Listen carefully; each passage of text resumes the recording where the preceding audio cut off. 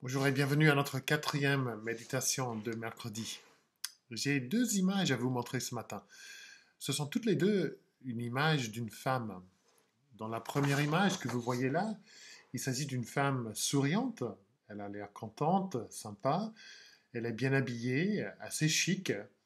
Si vous regardez de près, vous pourrez voir qu'elle porte une alliance. Donc il est possible qu'elle soit mariée. C'est une image qui sert à nous montrer comment elle est. Et voilà maintenant une deuxième image, encore une fois d'une femme, mais vous voyez tout de suite que cette image est différente. Elle ne nous dit rien du tout sur son look, si elle est mariée ou pas, ou quel âge elle a, comment elle aime s'habiller.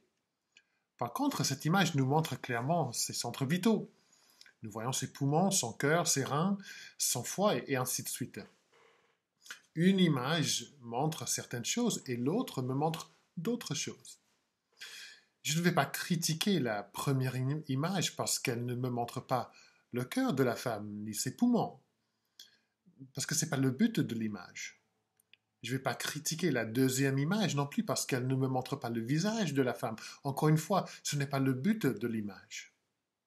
Alors pourquoi est-ce que je vous parle de ces images? C'est parce que souvent on critique la Bible en disant qu'il y a une contradiction entre la Bible et la science.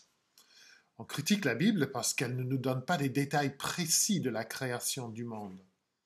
On veut davantage d'informations.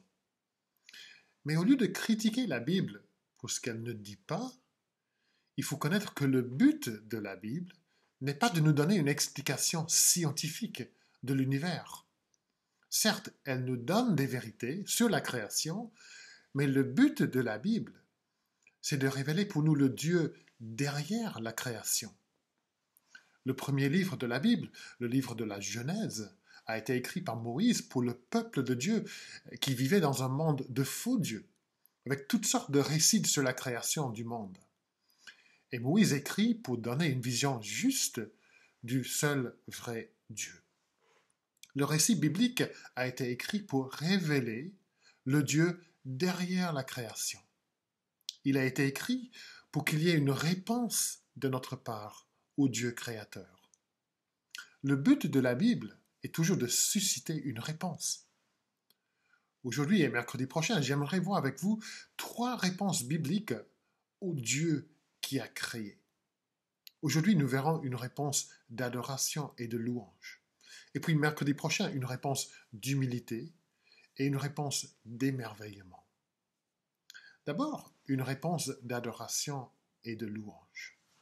Souvent chez nous, j'entends nos invités dire « Ah Heather, ce repas est très très bon. Merci Heather pour ce délicieux repas. » Peut-être que vous êtes parmi les gens qui ont dit ça. Ils apprécient le repas qui a été créé. Mais ils louent celle qui l'a créé. Ils apprécient la création, mais ils louent sa créatrice. Et dans la Bible, nous voyons souvent une telle réponse à Dieu.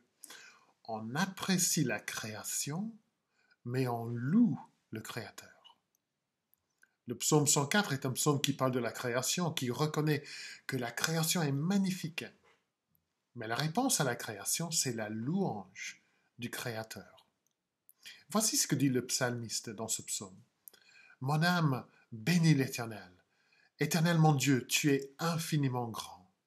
Tu es revêtu d'éclat et de magnificence. » Il continue, « Je chanterai l'Éternel tant que je vivrai. Je célébrerai mon Dieu tant que j'existerai. Je veux me réjouir en l'Éternel. » Tout ça, une réponse à la création, au Créateur. Cette explosion de louange et d'adoration dans le cœur du psalmiste est une réponse au Dieu créateur. Dans le dernier livre de la Bible, le livre de l'Apocalypse, nous voyons une description de la louange autour du trône de Dieu. Et là, on chante « Tu es digne, notre Seigneur et notre Dieu, de recevoir la gloire, l'honneur, la puissance. » Pourquoi? Car tu as créé toutes choses. Et c'est par ta volonté qu'elles existent, qu'elles ont été créées. Pourtant, la Bible nous dit que nous, des êtres humains, nous avons choisi non pas d'adorer le Créateur, mais d'adorer plutôt les choses qu'il a créées. C'est l'argument de l'apôtre Paul dans Romains 1, Où nous lisons, car ayant connu Dieu, ils ne l'ont point glorifié comme Dieu et ne lui ont point rendu grâce. Eux qui ont adoré et servi la créature au lieu du Créateur.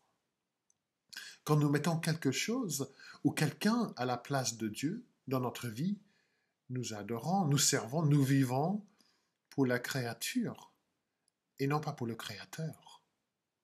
Et la Bible appelle ça l'idolâtrie. La gloire, la complexité, la beauté de l'univers autour de nous racontent la gloire de Dieu, annonce sa puissance, sa sagesse, sa majesté. Mais au lieu de vivre pour Dieu, nous choisissons de vivre pour des choses créées par Dieu. Alors, quelle est la réponse de Dieu à un tel monde? Oui, il faut parler du jugement de Dieu contre notre idolâtrie.